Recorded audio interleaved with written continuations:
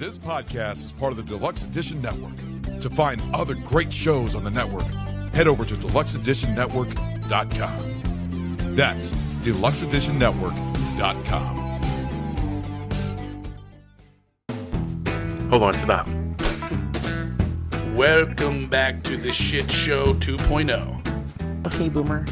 Damn millennials. Wow. Did not know that. Even flirters who are obviously mentally ill. You want to be my wife? Oh, this is gonna go downhill real quick. What is going on, and welcome to Take on the World with Spilling my drink, Johnny. Johnny the Malort voluntary shot. Oh, yeah. Oh, yeah. No, over here, so it's on camera. Oh, boy. My barrel-aged buddies need to see the fucking Malort here. There was one. Oh, hey, baby. Oh, podcast therapy dog in the house. Hey, how you doing, girl? And Mike D. Let's start off by mentioning There was one. Hold on. Let's start off by mentioning there was one flavor. What the fuck, This dude? thing's limp as shit. There was one flavor I was missing from this, and that was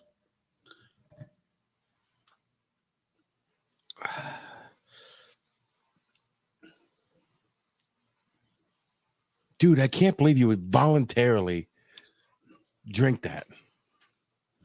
that's got to be like something you like wash your shirt in. Witch hazel, like she said. Witch hazel and Bitterness. grapefruit fucking rind.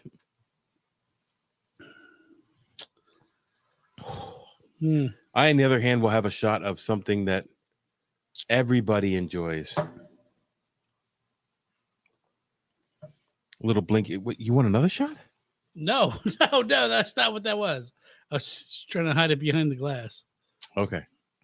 So we're going to talk It's about not that good, Michael. the Deluxe Edition Network. What you looking for, babe? We are part of the Deluxe Edition Network, and we're proud to be part of the network. It's a great group of podcasters. Go to www.deluxeeditionnetwork.com. Check out all the podcasts that are on there. There's something for everyone. Check it out. We have our Malort on the table to honor our barrel-aged flick friends.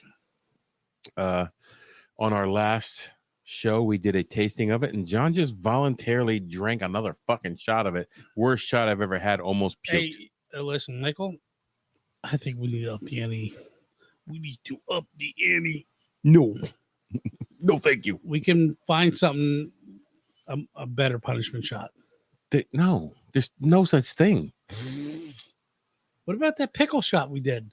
Or Well, some people like pickle shots. Well, what was that? You know what? There's something on the shelf. We should send that. We should find that Kimitsu and Commander. Oh, there you go. And send them a fucking can of I that. think you took that down. Did I? But I told you to leave it up there. No, I think you left it up there. It's up there someplace. It's It's on the up on the top right somewhere. shelf. I think it's over there. Yeah. It's covered up. It's certainly not the Macallans. Did you get a chance to taste the Macallans yet? No, you said, you should have been here. You should have. That was some good shit, man. Anyway, deluxeeditionnetwork.com. Check out all the great podcasts. And while you're there, check out the 2 podcast spotlight podcast of the month, whatever we're calling it this month, because I change it every time I say it. Hold on. What would I get if I drank the whole bottle? Sick. Not tonight, Sick. but You would over get sick is what you get. over the podcast episodes. Let's take 1 to 2 shots. And when the bottle's finished, I will not join you. I am not drinking that voluntarily ever again. I've learned how to drink it. If you want to know what we're talking about, there will be links to shorts below of me almost puking, taking it, and John almost puking, smelling it. I did. And then you drink it like a fucking champ, dude. You're welcome. And there's a video out there of Casey from Deluxe Edition podcast. He's like, what is this thing? Water? He drank it. It was like, worst shot I ever had. He no fucking sold it 100%. Michael, I thought you were going to die. Dude, I almost puked. And even in the first one, it looked like you were going to die. I'm telling you, I almost puked, bro. Anyway, Deluxe Edition Network podcast of the month, Spotlight podcast. Not supposed to be puffing on the podcast. What? Wrong.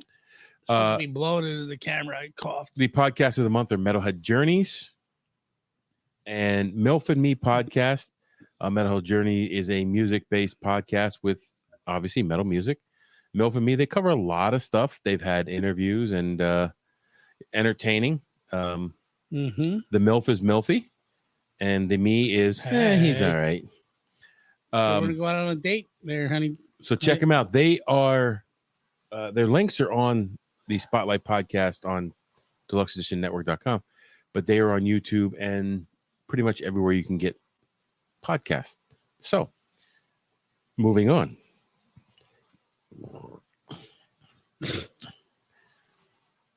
What? I got to finish my sipper in my skull.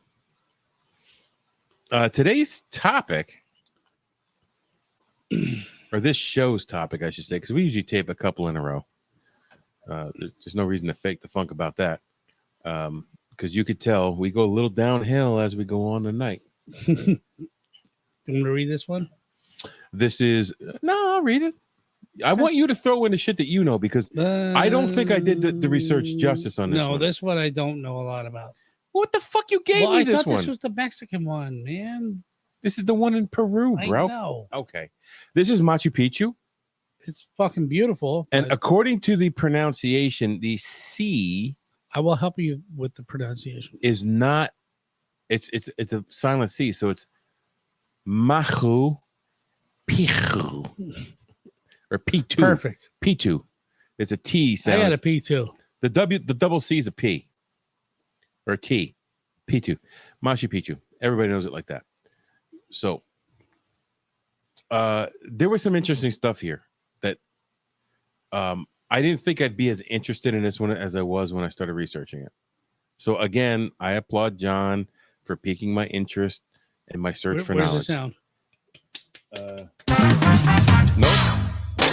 Nope. No.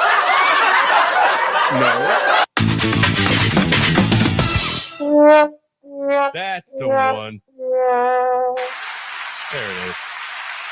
Thank you, John. Thank you. You're welcome. You're welcome. Actually, Johnny is really good at picking topics that I'm like, what the fuck, dude? And then I start researching. I'm like, damn, this is kind of interesting. I go on the deep end. So I have to with this guy. You say, what's so interesting about a mountain in Peru? And I tell you many, many things. It was built approximately 573 years ago in 1450 AD. And I will use AD until I die. I don't care what fucking acronym they use now. Whoa, easy there. Well, the fucking woke community wants to fucking change shit and not use AD because they don't want to be religious. But the whole calendar that we use today in America is based off a religious calendar. So fuck you straight in the ass. What, you don't gonna smack my camera? I'm sorry. My phone. You phone. You make your phone. My phone. Don't smoke my phone, man. Like I said, we go downhill as the night goes on. It was abandoned in 451 years ago in 1572. What the? Go ahead. Sorry. It's nestled high in the slopes of the Andes Mountains, nearly 8,000 feet. The ruins of Machu Picchu continue to reveal mysteries from the Incan Empire. I think we're going to lose power, bro. Yeah, it keeps looking. Yeah, it's dark. Is it still raining? Yes. Is that what that sound is? is? That's what that sound is. It is pouring here right now. Yeah.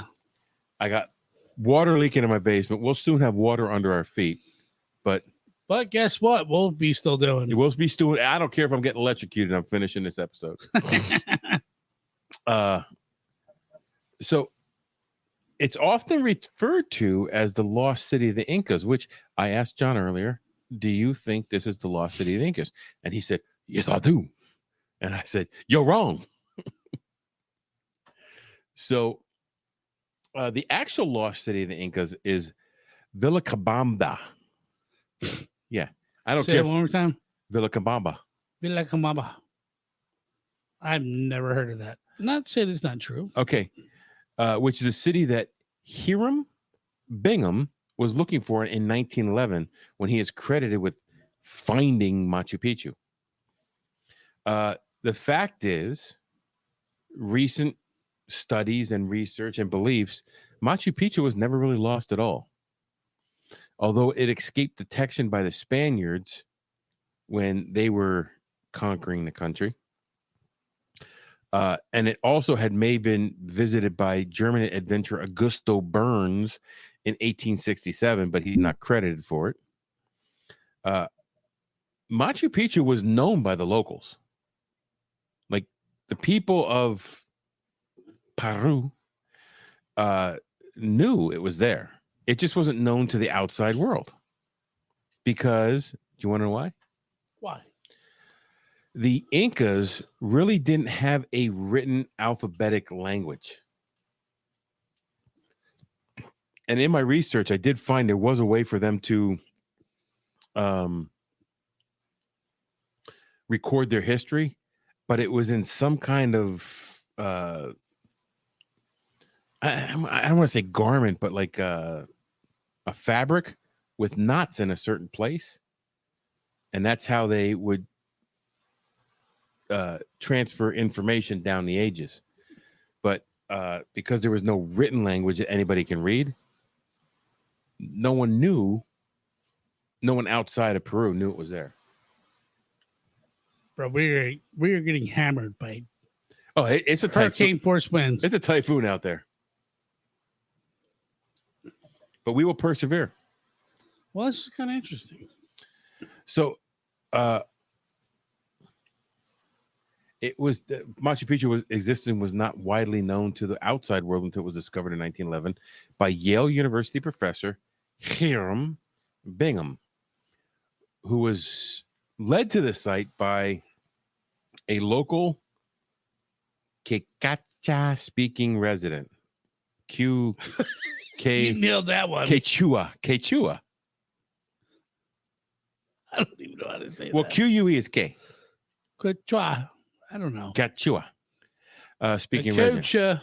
A Coochie. His name I He will was a not say Coochie because speaking I will resident. butcher the shit out of that. He knew the language of the Coochie. He knew the Coochie language.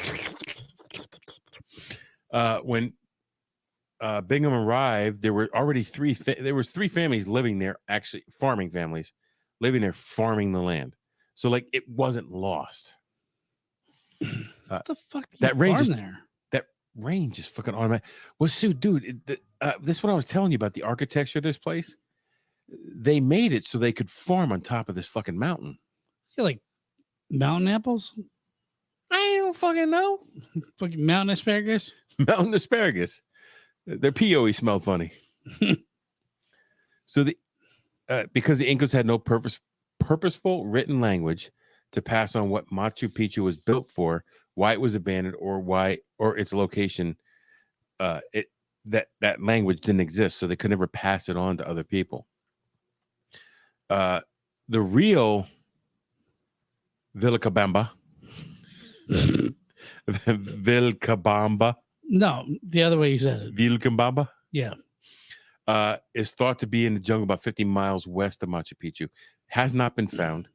And that's because the growth there in that jungle overgrows so fast that if you clear something and you're not there for 20 days, it's overgrown again. Dude, there are so many fascinating stories of the Amazon jungle. And is Peru in the Amazon? Sure. So you're talking out your ass. Yeah. Okay. But that jungly area. Jungly area? Is that a technical term? I hate you. I know you do. It's so fascinating. Like and there's been a couple movies on Netflix and that when you watch them, they're like, dude, that's so cool.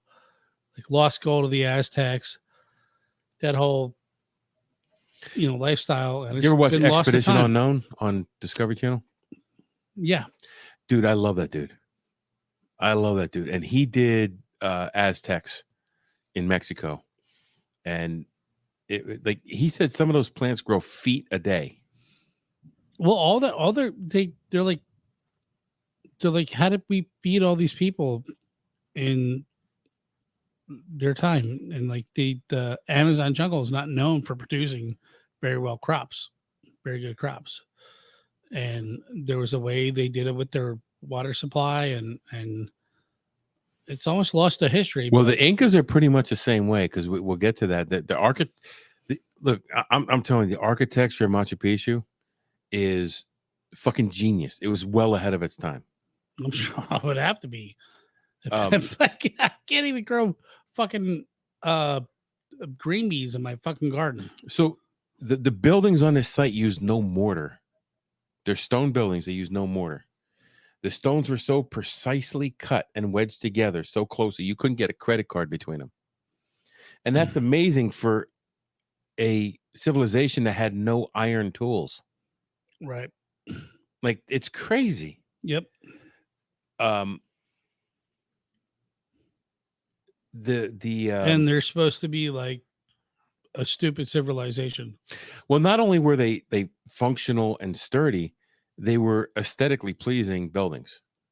Right, but the general consensus was that they're not stupid, dude. Like the people back then were just dumb hunter gatherers or whatever, and that's not the case. The people who build this were skilled laborers and organized very well. Peru is a very seismically unstable country, which means they have earthquakes and shit. Both Lima and Cusco have Cusco. That's what I said. Cusco. Okay, good. See, I had the Spanish inflection, so you don't have it. I ate rice and beans earlier I fucked today. up, Mike. I should take another shot.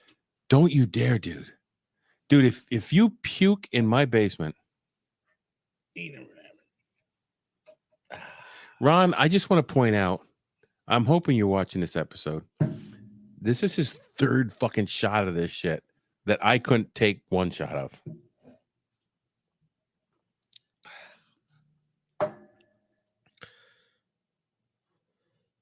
Continue. Dude, you should move to Chicago.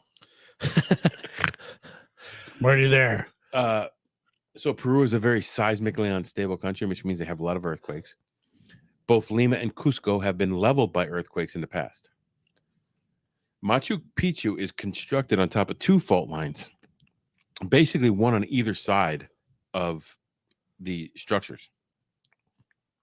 So they show it like a V shape, like it used to be up here, and these fault lines had an earthquake and it dropped down.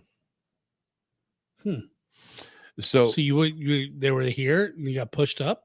No. The earthquake happened and the level ground dropped down. So you have a peak over here and a peak over here. Oh. So when these earthquakes occur there, the stones on the Inca buildings, they were said to dance with the tremors. And then when the tremors were done, they would just bounce back into place. That's how precisely they were made. And they were strong buildings. So if it hadn't been made this way, all those buildings would have crumbled over the years. Which I just find that fascinating from a science standpoint, from an engineering standpoint. And that's why they, in some places in the structures, they did use some mortar, but they used mud and they used it as a way to buffer the seismic activity. Like, they're not stupid people. Right. These are people who knew what the fuck they were doing. So how would they know about, like, how do they know to make that? I would think trial and error. So that would lend you to believe that their civilization is a lot older than what they say it is. Well, right? The civilization, the Incas, goes way back. Right, but a lot of modern archaeologists don't think that. They're like, well, we found them here, blah blah blah blah blah, and they poo-poo the fact that you find things like this. They're like, well, how can that be? And they're like, just go with it. Well, the fact is, I think the archaeologists and the engineers would differ on their opinion on that, because you don't just like these guys didn't have iron tools. The most hardened tools they had were bronze and copper, and they would use that to cut and shape the stones. Oh God! But mostly they used stone tools, stone hammers, chisels, picks. Wait till we get to like the pyramids in Egypt. We never did that, did we? Oh, dude, that's. I mean, we talked about it, but we've never gotten same kind of deal. It's like, anyways. So they used hard andesite. Andesite. And where is it? Andesite. And highlight. I can't see the word here. Yeah, I think you said it. Yeah, andesite. Yeah, andesite. So that's volcanic rock. They used granite and other durable stones to make their stone tools. They also used wood tools, mostly for digging and moving dirt. Ropes and levers and inclined planes to lift and position the massive stones. They made aqueducts and fountains to supply their water to the site. But where? You look at that site, where were they taking those and lifting them up with block and tackle or whatever to get them where they need to go? Why if it was if they could build that on that mountainside easily, you know, where's what am I trying to say here? I don't know. Where's the evidence? The evidence of that they use this? Archaeologists, if I don't know.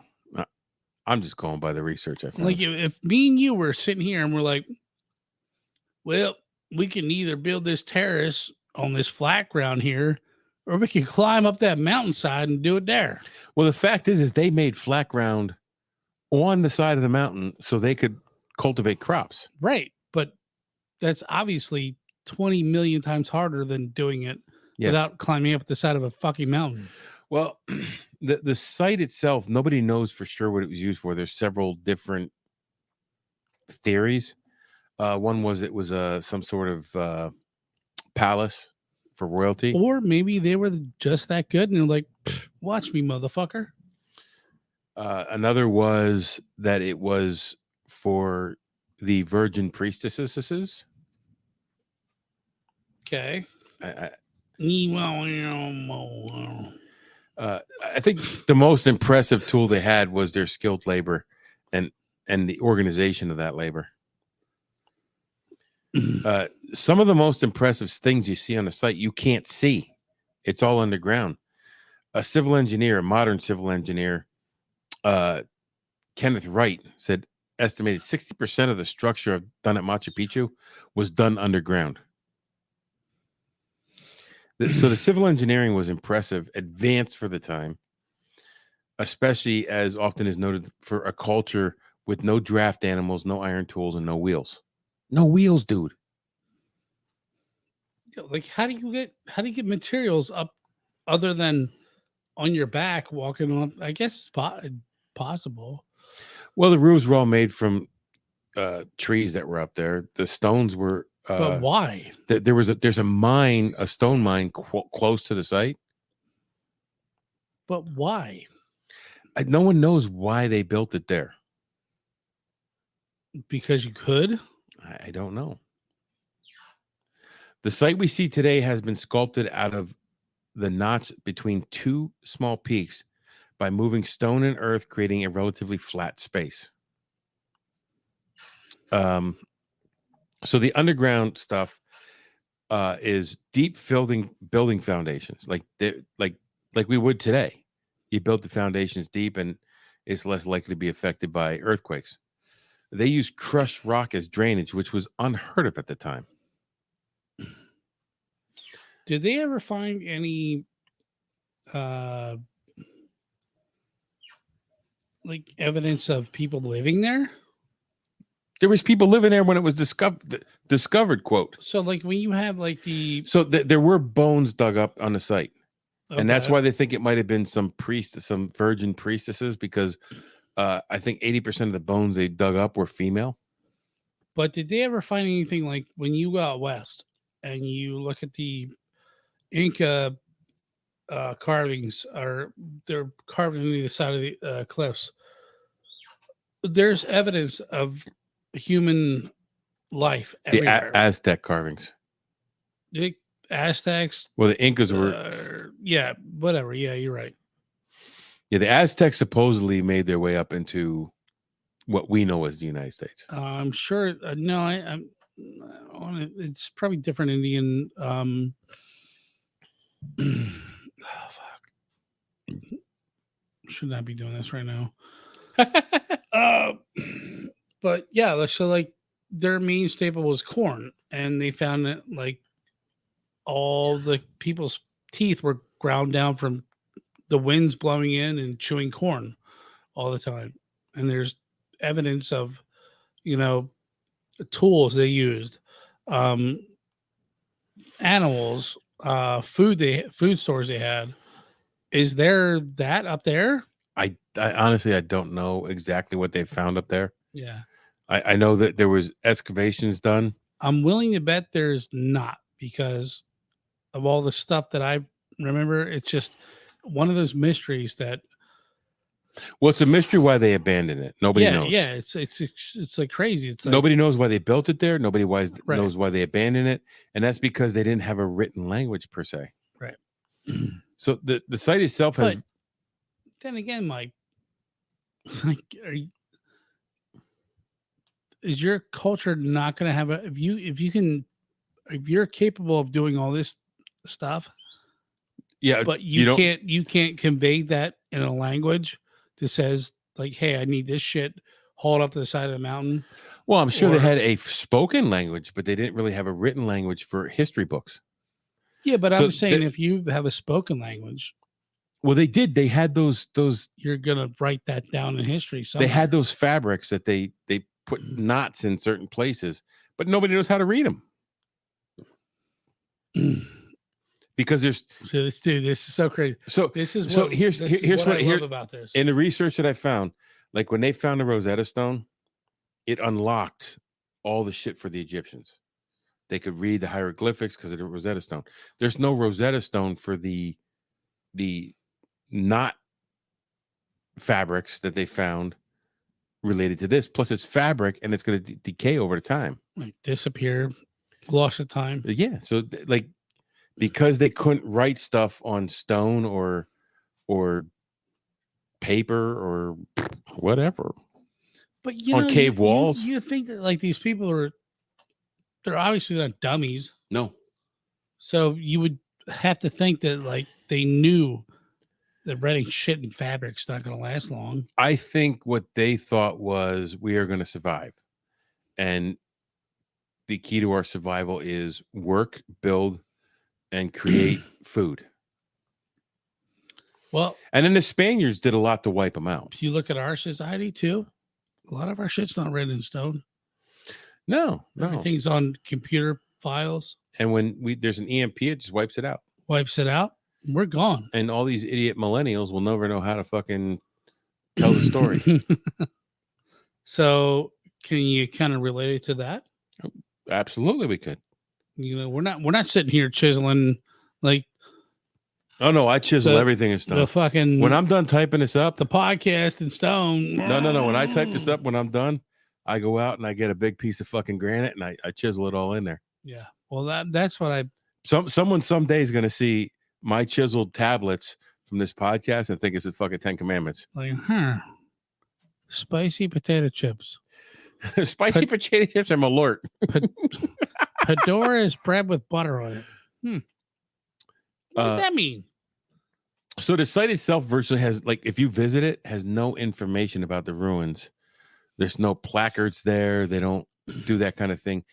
So it keeps it uncluttered and pristine, but it also leaves visitors with questions.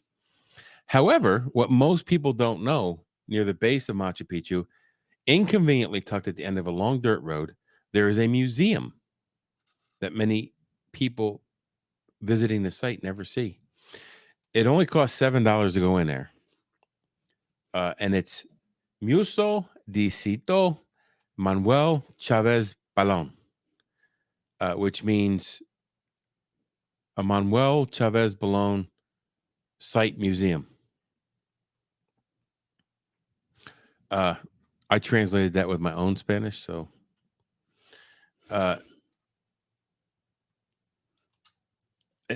if you go there, it fills in all the blanks of the questions you would have when you go to the site itself. And for $7, considering that the trip is not a cheap one to get to Machu Picchu, you need to fly to Peru. You need to get yourself to Cusco, not Costco. I misunderstood the assignment. Your train from Cusco to the site is $100 a person, at least. The entry to the site is $47 to $62 per person, depending on what option of the tour you want. And then that doesn't even get you up to the site. You got to pay another $24 a person to take the bus up. Now you could walk up for free, and you can walk back down for free, and it takes you on that path takes you on the Hiram Bingham 1911 route that he took to discover it. But it's a strenuous climb, and it takes about 90 minutes each way. No thanks. No, thank you. I would take the bus. In 1983, Machu Picchu was designated as a World Heritage Site. So on the site, there are things that have been named that people go to see. So I have listed here, what is it, 12 of them, 12 of the places on the site. Now, there's more than that, but these are the main ones that people go to see. The main plaza, Hanan. I thought they said the pizza man. Yeah, the pizza man. There's a pizza man on Machu Picchu. It's the best pizza in the world, dude. Oh, I love that. The main plaza, Hanan. This is an open space in the heart of Machu Picchu, served as a central gathering area, and may have served as ceremonial or administrative functions. I am not going to try to pronounce that stone. I will tell you it is known as Hitching Post of the Sun. You going to try to pronounce that? Nithiwantana? Dude, where you been all my life? Nithiwantana. The Hitching Stone. Hitching Post of the Sun. This is a carved stone pillar. Nithiwantana. Sorry. You done? Nithiwantana. This is a carved stone pillar believed to have an astronomical or ceremonial significance for the Incas. Now, what I did read is a lot of these structures on Machu Picchu have a correlation to celestial. Absolutely. Spots. They all do. And they're very specific, which the same thing with the Aztecs. I'm in awe of how they lined up these huge fucking buildings to these spots in the sky. Dude, the rabbit hole just begins. You have like the Egyptians, the Incas, the Mayans. They were you're just blown away. Another spot is the Temple of the Sun. It's a semicircular. Hold on, wait. You forgot the name. Torion. Very good. Torion. It's a semicircular structure that is built with a finely crafted stone block and features trapezoidal windows. It is thought to have been an astronomical observatory or a temple dedicated to the sun god. The room of the three windows. This is a chamber containing three trapezoidal windows, and is one of the most iconic structures on the Machu Picchu. It may have been for religious and ceremony. What I'm seeing here is it may have been, it could have been. They don't fucking know. Right. Yeah. They got no clue. Yep. This could have been modern day civilization. Well, it was. It's only 500 some years ago. They could have had flying cars. Who fucking knows? Well, I don't know. I don't want to go that far. I think you're going a little overboard there. You know what I'm saying? Like, but they could have had things that we don't have now, or we struggle to have now. Like people who know male from female? I don't think that was a problem back then. Let's see. Temple of the Condor. This unique structure is shaped like a condor with outstretched wings, and it contains stone carvings and that resemble the head and beak of a condor. It may have been associated with bird symbolism. No shit, Sherlock. Just making the observation, man. It's shaped like a condor with outstretched wings, and it looks like the head and the beak of a condor, but it may have been symbolizing birds. He's a Bigfoot. It's Yeti. I'm sorry. Whoever wrote that should be smacked. Because I copied and pasted that shit. Well, all this shit, you see the same time in and time out again. That's what I'm trying to say. Actually, I'll tell you where I copied and pasted this part from. It's cool.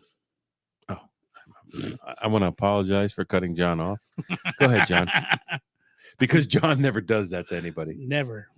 Go ahead, John. What you see time in and time out again is in the American Northwest, in America, Egypt, South America, the same fucking shit time in and time again. We don't know what this shit means, and we're like, we look at them like, well, they must have been smart. I think they were smart. They knew what the time progression was, and they knew what the star celestial beings were. Well, no fucking shit. Well, I sure do look like a bird, so I guess it's a bird, because if a bird don't fly, is it a bird? And then we learn nothing from them. No. We learn nothing from our ancestors, but to just build more shit, build more structures that they told that would kill us. And like the train system, a snake will wrap around this earth and be the death of us. Have you ever been to Tulum? Or what's the other one down in Mexico? No, never into Mexico. Okay, so I was there, and I could see they have a snake head at the bottom of this pyramid they have there, and if you watch as the sun goes down, you see the shadow slither down the pyramid. Teotihuacan. It's in Tulum. And then if you clap, you can hear it reverberate. Yeah, I don't know what that word means. I said that by God, reverberate. No, but like legit, it's the same one. Like as the night sky falls on a celestial whatever, you could see it creeping down the stairs. But also, I think I don't know what time of year or if it's all the time. If you clap, it claps back at you. Yeah, there was no clapping back, but we did see the shadow go down the pyramid. Yeah, which I think that's fucking amazing. I believe that is Teotihuacan. No, it's Tulum. Okay. Chichen Itza is the other one. That's the one I was trying to think of. Another place at Machu Picchu is the Royal Tomb. And this is a chamber, while it's not like a tomb in the traditional sense, it's highly decorated area with urban sector and contains a stone bench. And it may have had ceremonial ritualistic functions. Scarred rock. This is a large carved rock that is situated near the entrance. Sacred rock, Mike. Yeah. That's what I was... Okay, my glasses ain't working right. The sacred rock This large carved rock is situated near the entrance of Machu Picchu and is thought to have religious significance. Well, if it's a sacred fucking rock, you would think it has religious significance. It featured carved steps and a channel that may have been used for pouring libations. Oh, like a ice vodka slide. Yes. Just like that. Residential buildings. Throughout Machu Picchu, there are numerous well-preserved residential buildings with trapezoidal doorways, niches, and stone courtyards. Some are believed to have housed nobility or priests. Now, I'm going to tell you the picture of this, of Machu Picchu. You look at this, all you need to do is throw a thatch roof on these things, and you could live in them again. And that's amazing for a 500-year-old structure. Yeah, right. Architectural terraces. The Incas constructed extensive architectural terraces on a steep slope surrounding Machu Picchu. These terraces were used for farming and mitigating erosion. Now, that I think is out of everything I've said so far, that's the most fucking amazing thing. They basically cut into the mountain, made a level ground, put soil in it, and were able to farm it on a fucking mountain. Where also you got to remember, down on the ground is not ideal for farming. No, it's fucking rock. It's a mountain. Yeah. They had water features. The Incas designed an intricate water management system that included fountains, baths, and aqueducts to supply fresh water to the site for ceremonial purposes. Now, one of the things I saw in my research is that one of the theories behind them leaving there was a lack of fresh water. But if they had all this, what the fuck are you talking about? And that part of the world gets fucking rain like a motherfucker. Oh, I can't hold it anymore. I gotta piss. Hold it. Give me a signal next time and I'll say, hey, we're going to take a break. Okay.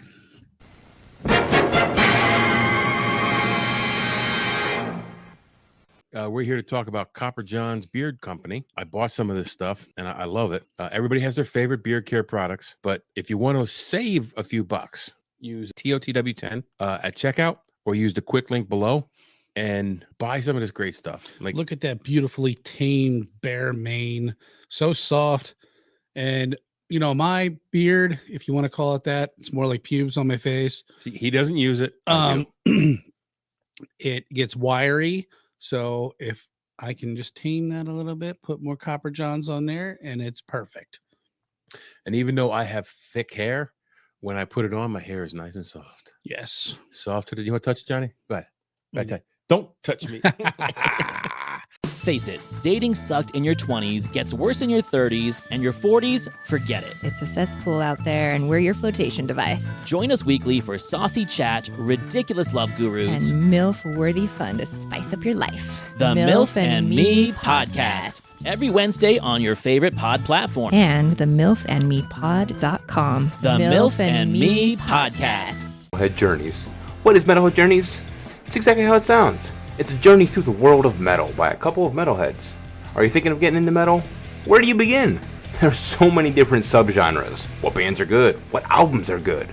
We'll provide answers to all of those questions. We'll handle all the research and do all the dirty work by listening to the good, the bad, and the ugly, so you don't have to.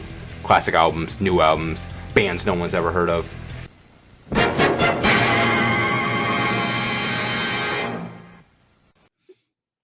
You ready? I think so. And we are back. A lot has happened. We ended on water features. My leg is wet. So there was My upper leg is wet. There was a water feature here. Our basement has fucking flooded. It was the second water feature. My basement is flooding. So we're on an island right now and can't get out. But the beer fridge is full. Beer fridge is full and we're good. We're good. We have some chips down here. They're getting a little low, bro. There's about 1.5 inches of water We'll on have the to other fight you side for 'em. at the deepest spot. Going. And there's plenty of this. No, we're not drinking that. Fucking don't touch it again. Plenty of that. You're forbade from touching that. Who has been forbade from touching the punishment drink? It makes me sick just thinking about you drinking it. Mm. When you puke later, it's gonna be ugly. I'm sure it will be, but it won't be tonight. So, one of the other structures on Machu Picchu were guardhouses. There were several small structures located strategically around Machu Picchu, believed, not for sure, to have been guardhouses or for surveillance of the site. And then the stone quarry. The stone quarry at Machu Picchu was a source of many of the finely cut stone blocks used for construction. Is located on the western side of the site. So they had to bring it far, but you still had to move that shit. And They're big pieces. Fine cut is not like really doing them justice. Like perfectly cut to fit together. Like you couldn't fit a fucking hair between them. Well, a credit card. Well, they didn't have credit cards back then. Well, then I would make the either a difference very small penis. If your penis is that small, it's just hang it up, man. But no, like honestly, like I would argue the fact that it was probably thinner than a credit card. Well, they didn't have credit cards back then. Yeah.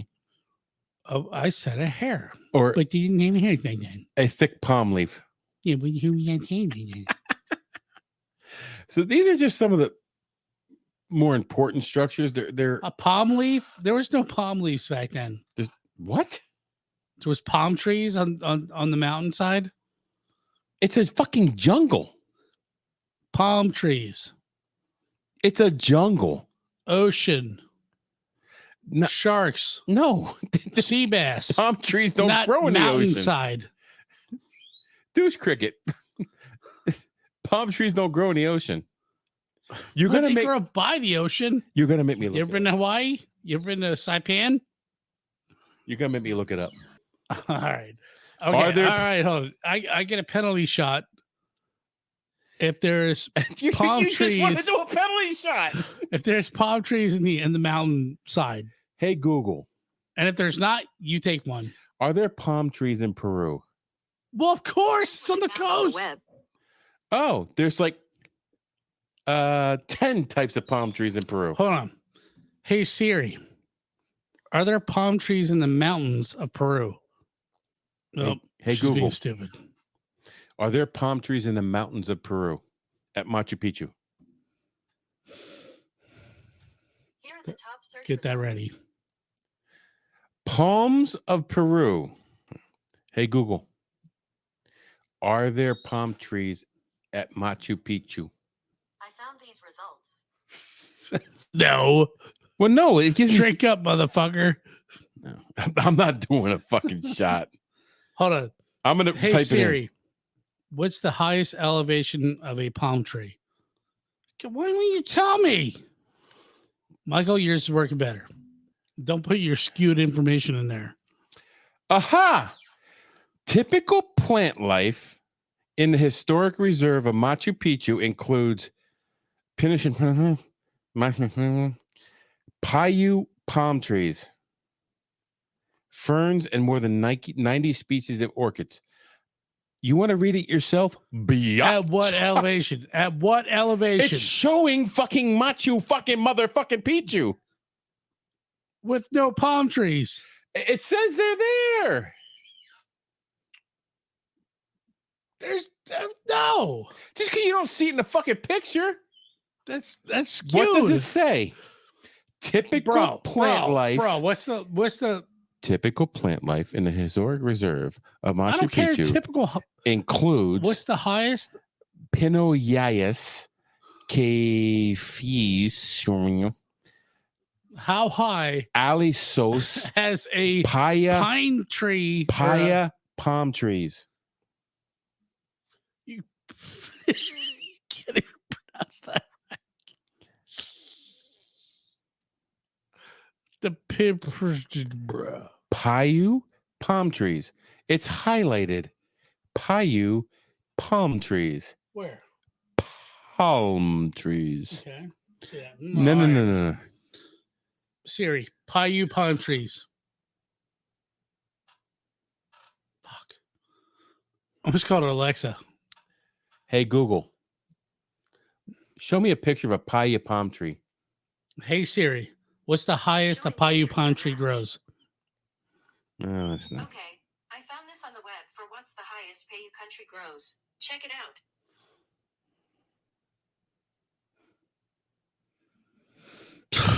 If you want to know the highest salaries,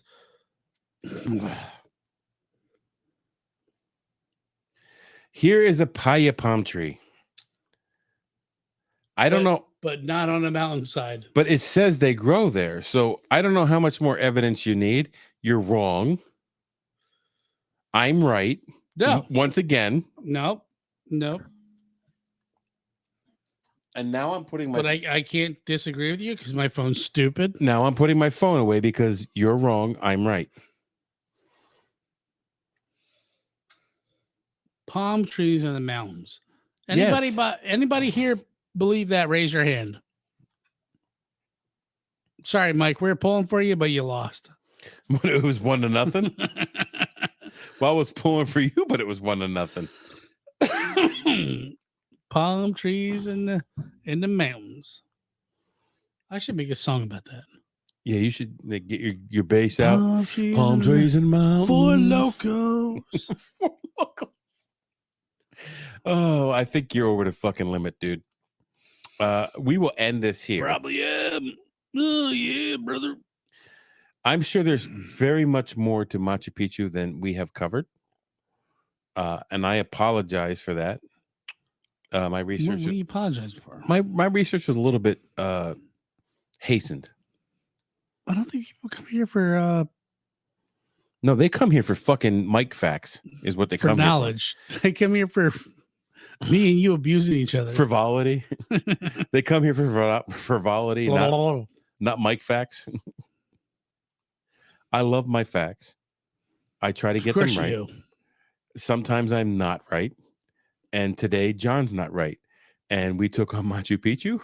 Now you go take on the world. John's wrong.